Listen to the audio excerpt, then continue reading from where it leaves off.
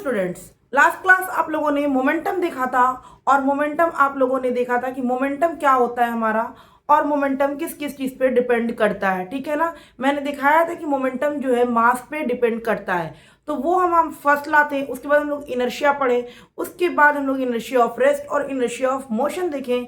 Newton's के first laws complete हो गए, मोमेंटम कंप्लीट हो गए, हम लोगों ने कुछ क्वेश्चंस किए। आज हमारी बारी है न्यूटन्स के सेकेंड लॉ की, क्योंकि हम लोग जानते हैं न्यूटन्स ने 3 लॉ दिए थे, Newton first law, Newton second law and Newton third law. तो न्यूटन सेकेंड लॉ क्या बोलता है बच्चों कि जो फोर्स है, ठीक है ना, वो फोर्स जो भी फोर्स अप्लाई कर रहे हैं, जो फोर्स अप्लाई कर रहे हैं, जो एक्सटर्नल फोर्स लगा रहे हैं, वो डायरेक्टली प्रोपोर्शनल होता है rate of change of momentum.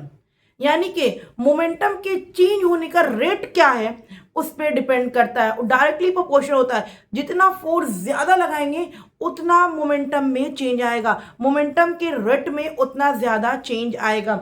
यानी कि हमारा न्यूटन सेकेंड लॉ जो बोलता है वो कहता है कि फोर्स जो है ये डायरेक्टली प्रोपोर्शनल होता है rate of change of momentum, rate of change in momentum, rate of change in momentum. ठीक है, rate of change in momentum. यानी कि न्यूटन्स के जो सेकेंड लॉ है वो सिंपल सा ये टर्म है, फोर्स जो होगा, और वो कौन सा फोर्स, जो एक्सटर्नल फोर्स हम लोग अप्लाई कर रहे हैं, जो हम उस पर लगा रहे हैं, वो डायरेक्टली प्रोपोर्शनल होता है rate of change in momentum. Rate of change in momentum कहने का मतलब कि किसी यूनिट टाइम में मोमेंटम में कितने चेंज आए उसको हम लोग कहते हैं rate of change of momentum.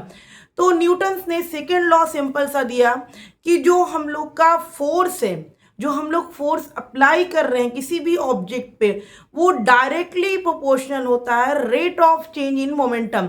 Rate of change in momentum मतलब कहने का मतलब किसी भी ऑब्जेक्ट का जो मोमेंटम चेंज हो रहा है एक यूनिट टाइम में, उसको हम लोग कहते हैं rate of change of momentum.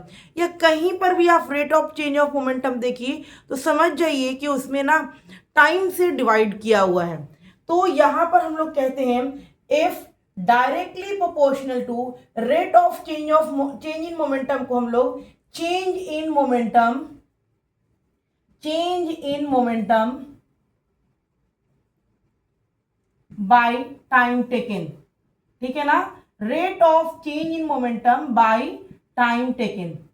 यही कहीं पर भी अगर आपको रेट दिखता है बच्चों, कहीं पर भी आपको रेट दिखता है तो आप समझ जाइएगा उस टर्म में टाइम को छुपा दिया गया है। ठीक है, उस टर्म में टाइम से डिवाइड करना है। तो फोर्स जो हमारा होता है ये डायरेक्टली प्रोपोर्शनल होता है rate of change in momentum. ठीक है ना, तो F directly proportional to change in momentum, rate का मतलब हो गया टाइम से डिवाइड किया गया है, इसीलिए मैंने टाइम से डिवाइड कर दिया। अभी से लेकर के क्लास 12 तक आप जाओगे तो आपको रेट का टर्म दिखेगा, रेट का वर्ड दिखेगा। तो जहां पर भी आपको रेट दिखेगा वो समझ जाइएगा टाइम से डिवाइडेड है। ठीक है ना, तो कह देखिए मैंने यहाँ पर रेट के बदले क्या लिख दिया है, time taken, change in momentum by time taken, ये हमारा सेकेंड लॉ है। अब हम लोग क्या करते हैं बच्चों, जो कांस्टेंट टर्म है, देखिए डायरेक्टली प्रोपोर्शनल को जब भी हम लोग हटाते हैं तो डायरेक्टली प्रोपोर्शनल को हटाने के लिए हम लोग जो यूज करते हैं वो हम लोग इज इक्वल टू और एक कांस्टेंट टर्म का यूज करते हैं, एक कांस्टेंट टर्म का यूज करते हैं। डायरेक्टली प्रोपोर्शनल को जब भी हटाया जाता है तो ये एक इज इक्वल टू के साथ एक कांस्टेंट टर्म आता है जिसका वैल्यू किसी में दिया रहता है और किसी का 1 रहता है, तो वो डिपेंड करता है। लेकिन इस rate of change in momentum में जो के का वैल्यू है, जो एक्सपेरिमेंटली निकाला गया है, वो के का वैल्यू 1 है। ठीक है ना, मतलब मेरा कहने का मतलब यहां पर यह है कि ये कांस्टेंट टर्म को, सॉरी डायरेक्टली प्रोपोर्शनल को जब भी हम लोग हटाते हैं, रिमूव करते हैं, तो इज इक्वल टू के बाद एक कांस्टेंट टर्म का आना जरूरी है। यहां से आप क्लास 12 तक जाइएगा तो इज इक्वल टू के बाद एक कांस्टेंट टर्म आएगा। तो इज इक्वल टू के बाद एक कांस्टेंट टर्म जो आता है बच्चों, वो कांस्टेंट टर्म का यहां पर जो एक्सपेरिमेंटली निकाला गया उसका वैल्यू कितना है, 1 है। कितना है? 1 है। समझ में आ रही है बात? कितना आया? 1 आया। तो कोई दिक्कत नहीं होनी चाहिए यहां पर हम लोग को। चलिए, तो यहां पर हम लोग इसको लिख सकते हैं, इसको लिख सकते हैं एफ ये हटा करके इज इक्वल टू और के लगा दिए, और इसको वैसे ही लिख दीजिए change in momentum by time. ठीक है ना? कोई दिक्कत नहीं है, मैंने कुछ भी नहीं किया, बस सिंपल सा उसको हटाया है। अब देखिए मैं ऊपर में लिखती हूं, ठीक है ना? ऊपर में मैंने लिखा एफ इज इक्वल टू हुआ बच्चों हमारा के change in momentum by time. ठीक है ना? Change in momentum by time taken हुआ। ठीक है? अब चेंज इन मोमेंटम क्या हुआ? Final momentum minus initial momentum. Change in momentum का मतलब क्या हुआ? Final momentum minus initial momentum. ठीक है? जैसे मैं एग्जांपल लेती हूं, एक ऑब्जेक्ट है, इसका मास है m और ये u वेलोसिटी से जा रहा है। यही ऑब्जेक्ट का मास m ही है और इसकी वेलोसिटी क्या हो गई? v हो गई। तो इस ऑब्जेक्ट का इनिशियल मोमेंटम क्या होगा? इनिशियल मोमेंटम क्या होता है? m into v, mass into velocity होता है। तो इनिशियल मोमेंटम क्या हो जाएगा? m into u. दिख गया? ठीक है? अब फाइनल मोमेंटम क्या होता है? फाइनल मोमेंटम क्या हो जाएगा? मोमेंटम क्या होता है? m into v. तो फाइनल v है m इंटू वी। ठीक है? कोई दिक्कत यहां तक नहीं होनी चाहिए। ठीक है ना? देख लीजिए हम लोगों ने क्या किया, जो सेकेंड लॉ बोलता है वो कहता है कि फोर्स जो हमारा है वो डायरेक्टली प्रोपोर्शनल होता है rate of change in momentum के। ठीक है? मैंने बताया कि डायरेक्टली प्रोपोर्शनल का साइन जब भी हटाते हैं तो इज इक्वल टू के बाद एक कांस्टेंट टर्म को डालते हैं। इज इक्वल टू के बाद एक कांस्टेंट टर्म को हम लोग डालते हैं। तो इज इक्वल टू के बाद एक कांस्टेंट टर्म का यूज किया मैंने के। ठीक है ना? जो आपके एनसीईआरटी में दिया है। तो के का जो एक्सपेरिमेंटली वैल्यू निकाला गया उसका वैल्यू कितना है बच्चों? 1 है। तो हम डायरेक्टली प्रोपोर्शनल का साइन हटाएं, इज इक्वल टू के लगाएं और change in momentum by time वैसे ही लिख दिए। अब क्या हुआ? चेंज इन मोमेंटम क्या होता है? Final momentum minus initial momentum, यही ना होता है? तो एक ऑब्जेक्ट है, ये यू वेलोसिटी से जा रहा है, कुछ देर के बाद इसी ऑब्जेक्ट की वेलोसिटी क्या हो गई? वी हो गई। तो इनिशियल मोमेंटम इसका क्या हो गया? m into u. Final momentum क्या हो गया? m into v. ठीक है? यहां तक कोई दिक्कत नहीं है। आप लोग को लिखना है तो आप लोग लिख लीजिए, उसके बाद मैं इसके आगे आपको लिख के दिखाती हूँ। ठीक है? तो ये हमारा हो गया इनिशियल मोमेंटम। ठीक है? यहां तक कोई दिक्कत नहीं होनी चाहिए। अब हम लोग क्या करेंगे बच्चों, देखिए हम लोग पढ़े फोर्स इज इक्वल टू के change in momentum by time, यही ना पढ़े हैं? और हम लोगों ने के का वैल्यू क्या किया? 1 देखा, एक्सपेरिमेंटली 1 आया। और चेंज इन मोमेंटम क्या होता है? Final momentum minus initial momentum. तो फाइनल मोमेंटम मेरा क्या है? m into v. Initial momentum मेरा क्या है? Minus m into u by time. यहां तक आप लोग को कोई दिक्कत नहीं है। f इज इक्वल टू, यहां तक आई होप कि आपको कोई दिक्कत नहीं हुआ होगा। ठीक है? मैंने सिंपल सा टर्म लिखा है, कोई भी हमने ऐसा कुछ अपने से ऐड नहीं किया जो आपको समझ में नहीं आएगा। अब हम लोग क्या करेंगे, यहां पर हम लोग क्या करेंगे, देखिए यहां पर f इज इक्वल टू, यहां पर मैं लिखती हूं f इज इक्वल टू, यहां से m क्या करते हैं हम, दोनों में सेम है तो इसको मैं कॉमन ले लेती हूं और अंदर में जो हमारा बॉक्स के इनसाइड में बचेगा वो v minus you upon T. दिख गया आपको? v minus you upon T. कोई नया टर्म नहीं लिखे हैं। अब हम लोग यहां पर इस टर्म को किसी चीज से रिमूव कर सकते हैं, कर सकते हैं। v is equal to U plus A T पढ़े थे हम लोग, तो v minus U is equal to A T हुआ, v minus U by T is equal to A हुआ। देखिए क्या हम लोग इस जगह पे a पुट कर दें?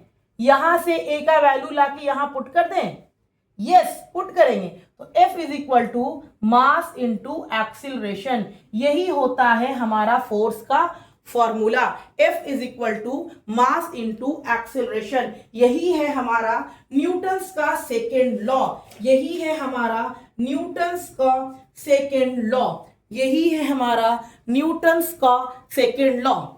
क्लियर है पॉइंट? तो यहां पर से न्यूटन सेकेंड लॉ से हम लोगों ने दो फॉर्मूला को फाइंड आउट किया, पहला फॉर्मूला हमारा है force is equal to change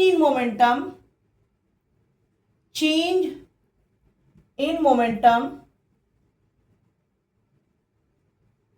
upon time, और एक दूसरा हम लोगों ने निकाला force is equal to mass into acceleration.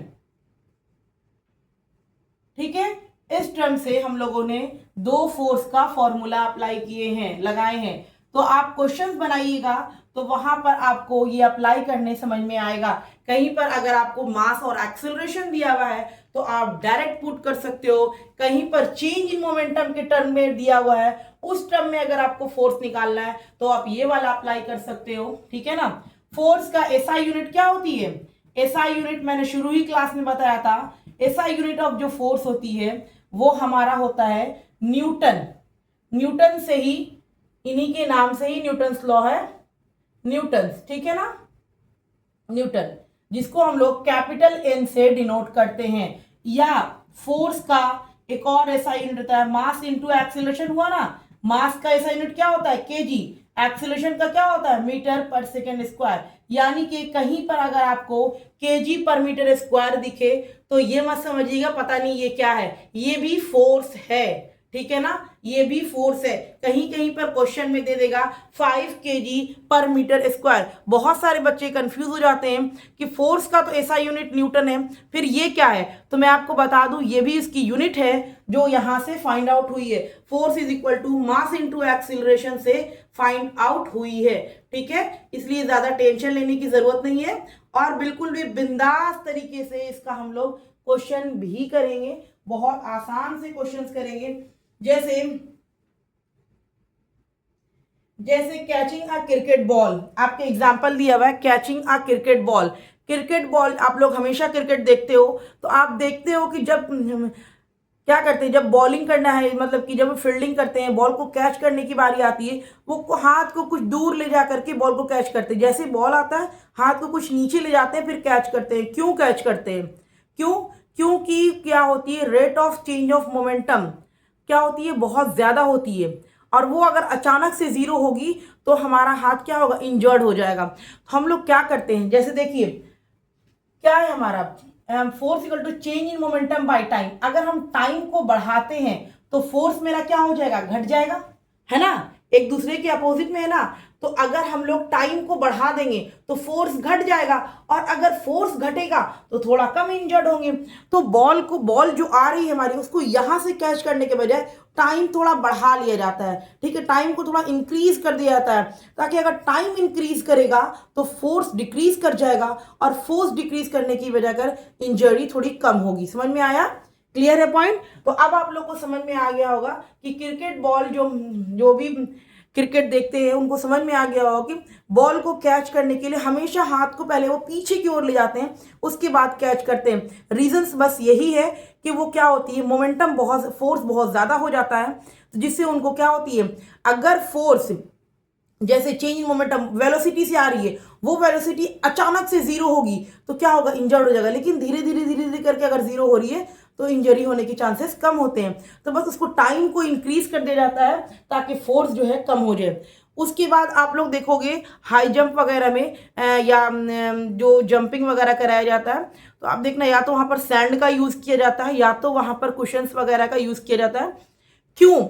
क्योंकि अगर कोई भी जंप करके आ रहा है, अगर वो हार्ड सरफेस पे गिरेगा तो उसका फोर्स जस्ट जीरो हो जाएगा, उसकी वेलोसिटी जस्ट जीरो हो जाएगी।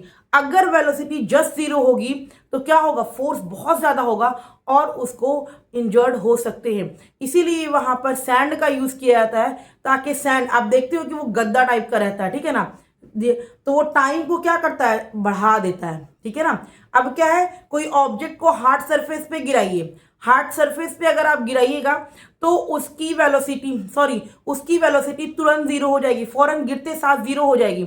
कोई ऑब्जेक्ट को आप हार्ड सरफेस पे गिराइए, उसकी वेलोसिटी जीरो हो जाएगी। लेकिन कोई भी ऑब्जेक्ट को अगर आप फोम पे या आप ऐसे ऐसे सॉफ्ट सब्सटेंस पे गिरा रहे हैं, तो देखना कि थोड़ी देर के बाद उसकी वेलोसिटी जीरो होती है, ठीक है ना। वेलोसिटी जीरो होने में टाइम लगता है, टाइम ज्यादा लगता है तो फोर्स कम हो जाता है, वो चीज इंजर्ड नहीं होता है। इसीलिए जंपिंग वगैरह में जब जंपिंग वगैरह किया जाता है तो वहां पर कुशंस का और सैंड का इसीलिए यूज किया जाता है। अगर हार्ड सरफेस होगा तो वो जितनी भी स्पीड से आ रहे हैं, अगर उसकी स्पीड तुरंत जीरो हो जाएगी तो फोर्स बहुत ज्यादा होगा, और फोर्स अगर ज्यादा होगा तो वो हाईली इंजर्ड हो जाएंगे। समझ में आ रही है। अगर कुशंस रखे हैं तो उसमें क्या होती है, वेलोसिटी जीरो होने में टाइम लगती है। वेलोसिटी जीरो होने में टाइम लगेगी तो फोर्स क्या हो जाएगा, अगर वेलोसिटी जीरो होने में टाइम ज्यादा ले रहा है तो फोर्स कम हो जाएगा, फोर्स कम होगा तो वो पर्सन इंजर्ड नहीं होगा। समझ में आ गई बात कि क्यों हम लोग कुशंस का और सैंड का यूज करते हैं, क्यों क्रिकेट बॉल को हाथ पीछे ले जा करके हम लोग उसको कैच करते हैं, क्यों, रीजन समझ में आ गया। ताकि जो उसकी जो वेलोसिटी है, जिस वेलोसिटी से आ रहा है, उस वेलोसिटी से अचानक से अगर वो जीरो हो जाएगी, अचानक से अगर वो जीरो होगी तो फोर्स बहुत ज्यादा होगा और वो इंजर्ड हो जाएंगे। लेकिन अगर कुछ टाइम ले लेते हैं, अगर उसके टाइम को हम बढ़ा देते हैं तो फोर्स ऑटोमेटिक घट जाएगा। फोर्स अगर घट जाएगा तो इंजर्ड होने के चांसेस कम है। सेम इसी टर्म से उसको फाइंड आउट किया मैंने आपको समझाया। देखिए, हमको सिर्फ टाइम बढ़ाना है, अगर टाइम बढ़ा देंगे तो फोर्स क्या हो जाएगा, कम हो जाएगा, और अगर फोर्स कम हो जाएगा तो कोई भी पर्सन इंजर्ड नहीं हो सकता है। समझ में आ रही बात आप लोग को, क्लियर है पॉइंट, कोई दिक्कत नहीं है, समझ में आई। आई होप कि आप लोगों को क्लियर हो गया होगा। न्यूटन सेकेंड लॉ, न्यूटन ने सेकेंड लॉ जो दिया, उन्होंने कहा कि फोर्स जो है वो डायरेक्टली प्रोपोर्शनल होता है rate of change in momentum में। और मैंने आपको बताया कहीं पर भी रेट वर्ड अगर यूज हो गया, समझ जाइए उसमें टाइम से डिवाइडेड है। तो मैंने टाइम से डिवाइड करके फोर्स का फॉर्मूला निकाला, force is equal to mass into acceleration, पूरा फाइंड आउट किया। आप देख लीजिए किस तरीके से निकाला गया। और force is equal to change in momentum by time होता है। उसके बाद मैंने बताया कि जो बॉल क्रिकेट में जो बॉल को कैच करता है वो हाथ पीछे ले जाके कैच करता है, क्योंकि अगर वो जस्ट कैच करेगा तो वेलोसिटी तुरंत जीरो हो जाएगी, और अगर वेलोसिटी जीरो होगी तो फोर्स ज्यादा होने की वजह कर उसको क्या होगा, हाईली इंजर्ड होने के चांसेस होते हैं। तो क्या करते हैं, टाइम पीछे ले जाते हैं ताकि टाइम को इंक्रीज कर दें। टाइम इंक्रीज हो जाएगा तो फोर्स क्या हो जाएगा, कम हो जाएगा। फोर्स कम होगा तो इंजरी नहीं होती है, नहीं होने के चांसेस होते हैं। और हम लोग जंपिंग वगैरह में कुशंस और सैंड का क्यों यूज करते हैं, मैंने आपको बताया कि जस्ट आप एक सब्सटेंस लो और उसको हार्ड सरफेस पे गिराओ, देखो उसकी वेलोसिटी तुरंत जीरो हो जाएगी, वो तुरंत रुक जाएगा। लेकिन अगर उसी चीज को हम लोग किसी सॉफ्ट पे या कुशंस वगैरह पे गिराते हैं तो उसको वो धीरे धीरे पहले जंप करती है अप एंड डाउन, उसके बाद वो क्या होती है, स्टॉप होती है।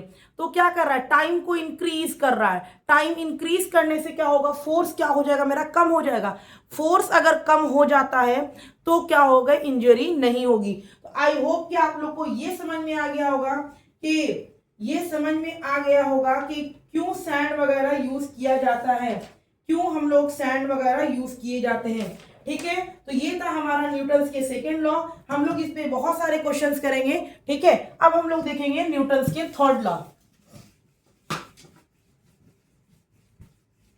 न्यूटन्स के थर्ड लॉ बहुत आसान है, कुछ भी नहीं है, बहुत आसान सा टर्म है न्यूटन्स के third law.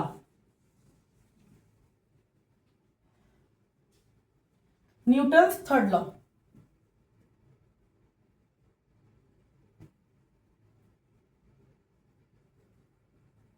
Newton's third law, Newton's के थर्ड लॉ ये बोलते हैं, every action of an object is equal and opposite reaction. ठीक है, एवरी एक्शन इज, हमेशा कोई भी एक्शन हमेशा वो आपको रिएक्शन देगा। ठीक है, जस्ट एग्जांपल, अगर मान लिया कि किसी को आपने एक झापड़ मारा, ठीक है ना, तो वो भी क्या करता है, तुरंत रिएक्शन देके एक झापड़ आपको भी लगाता है। तो ये है न्यूटन्स के थर्ड लॉ। एवरी एक्शन, हमेशा कोई भी action is equal in reaction. ठीक है ना, ठीक है, क्लियर हो गया। न्यूटन से थर्ड लॉ, एक्शन और रिएक्शन हमेशा सेम होगा लेकिन डिफरेंट बॉडीज पे होगा, सेम बॉडीज पे नहीं होगा, डिफरेंट बॉडीज पे होगा। एक्शन और रिएक्शन हमेशा डिफरेंट बॉडीज पे होगा। जैसे किसी को आपने एक झापड़ मारा, आपने हाथ में मारा, जितना उसके फेस पे चोट लगा उतना ही आपके हाथ पे भी चोट लगता है, ठीक है ना। अब वो अलग सी बात है कि स्किन्स चेंज होते हैं तो हाथ पे उतना फील नहीं होती है जितना आपको गाल पे फील होती है, ठीक है ना। तो मैं आपको बता दूं कि हमेशा न्यूटन्स ने जो थर्ड लॉ दिया, उन्होंने ये बताया every action and reaction must be equal but in different bodies, bodies हमेशा डिफरेंट होगी। जैसे आप चल रहे हो, आप कैसे चल पा रहे हो, ठीक है ना, आप भी चल रहे हो तो वहां पर भी हमारे न्यूटन्स के थर्ड लॉ ही लग रहे हैं। आप अपने जमीन को, अर्थ को पीछे की ओर धक्का देते हो तो अर्थ के पास एक फोर्स है जिसको हम लोग फ्रिक्शन फोर्स कहते हैं, ठीक है ना, वो आपको आगे की ओर पुश करता है और आप आराम से कंफर्टेबली चल पाते हो। यही रीजन है कि आप लोग क्या होते हैं, आइस पे नहीं चल पाते हो। आइस पे कभी चल पाते हो, या स्लिपी एरिया जहां पर बहुत ज्यादा स्लिप है, तो जहां पर स्लिप होता है वहां पर फ्रिक्शन नहीं होता है, ठीक है ना, जहां पर स्लिप होता है वहां पर फ्रिक्शन नहीं होता है। तो इसलिए आप अपने पैर को तो रख रहे हो लेकिन एक्शन तो आप दे रहे हो, लेकिन रिएक्शन फोर्स वहां पर नहीं है, फ्रिक्शन फोर्स वहां पर नहीं है जो आपको बैलेंस बना करके आपको कंफर्टेबली चलने में मदद करे। समझ में आया? इसीलिए हम लोग आइस पे या स्लीपी एरिया पे नहीं चल पाते हैं क्योंकि वहां पर जो फोर्स, फ्रिक्शन फोर्स है वो नहीं है। तो मैं आपको ये बता दूं, हम लोग जो चल रहे हैं वो न्यूटन्स थर्ड लॉ के अकॉर्डिंग ही चल रहे हैं। न्यूटन्स थर्ड लॉ बोल रहा है कि जैसे हम लोग अर्थ को आगे की ओर पुश कर रहे हैं तो अर्थ भी एक फोर्स दे रहा है हमको, वो फ्रिक्शन फोर्स है जिसकी वजह कर हम इजीली और कंफर्टेबली चल पा रहे हैं। तो न्यूटन्स के थर्ड लॉ है, for every action there is an equal and opposite reaction. For every action, for every action, for every action there is an equal and opposite reaction। ठीक है ना, समझ में आई बात? सिंपल सा टर्म मैंने लिखा है, कोई भी एक्शन होगा वो इक्वल एंड अपोजिट रिएक्शन देगा, इक्वल एंड अपोजिट रिएक्शन देगा। या आप इसको लिख सकते हो, whenever an object exert a force on another object,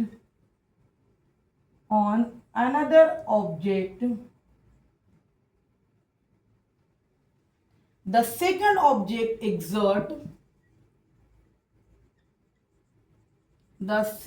object exert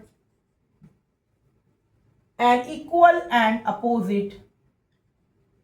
equal and opposite force on the first। ठीक है ना, on the first। किसी को नहीं दिख रहा होगा तो जरूर बताइएगा मुझे, ठीक है। तो यहां पर न्यूटन ने थर्ड लॉ क्या दिया, for every action there is an equal and opposite reaction.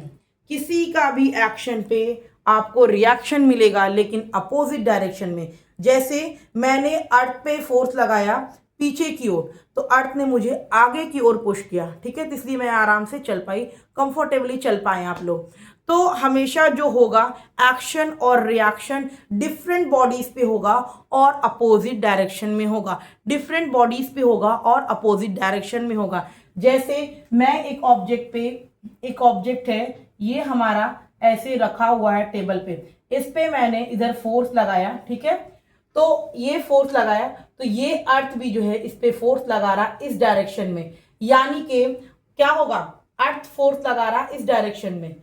तो एक ऑब्जेक्ट है बहुत हेवी है, बहुत हेवी है, मूव नहीं कर रहा है, क्योंकि अगर मान लिया कि 10 न्यूटन इस पे हम फोर्स लगा रहे तो ये फ्रिक्शन फोर्स भी 10 न्यूटन लगा करके इसको क्या कर रहा है, बैलेंस कर दे रहा है, इसलिए ये क्या हो रहा है, मूव नहीं कर रहा है। मैं यहाँ पर आपको ये दिखाना चाह रही हूँ कि फोर्स जो होगा हमेशा डिफरेंट बॉडीज पे लगेगा और डिफरेंट डायरेक्शन में लगेगा, अपोजिट डायरेक्शन, डिफरेंट डायरेक्शन मतलब अपोजिट डायरेक्शन में लगेगा। ठीक है, ये थे हमारे न्यूटन्स के second law, sorry third law. यहां पर मैं एक पॉइंट लिख दे रही हूं, action and reaction, action and reaction must act on different bodies. ठीक है ना, हमेशा डिफरेंट बॉडीज पे ही लगते हैं एक्शन और रिएक्शन। ठीक है ना, तो मैंने आपको बता दिया हाउ डू वी वॉक, हम लोग कैसे चल पाते हैं, न्यूटन्स थर्ड लॉ के अकॉर्डिंग ही हम लोग चल पाते हैं। हम लोग अर्थ को बीच बैकवर्ड फोर्स लगाते हैं तो अर्थ हमको एक फ्रंट आगे की ओर फोर्स देता है जिसको हम लोग फ्रिक्शन फोर्स कहते हैं, जिसके अकॉर्डिंग हम लोग आसानी से चल पाते हैं। उसके बाद आप लोग स्विमिंग करने जब जाते हो या किसी भी स्विमर्स को देखते हो तो देखते हो वो अपने हाथ से पानी को इस तरीके से करता है, वो पानी को पीछे की ओर फोर्स लगा रहा है, पानी उसको आगे की ओर फोर्स लगा रहा है। समझ में आ रहा है? तो ये भी यहाँ पर भी न्यूटन्स के थर्ड लॉ ही होते हैं।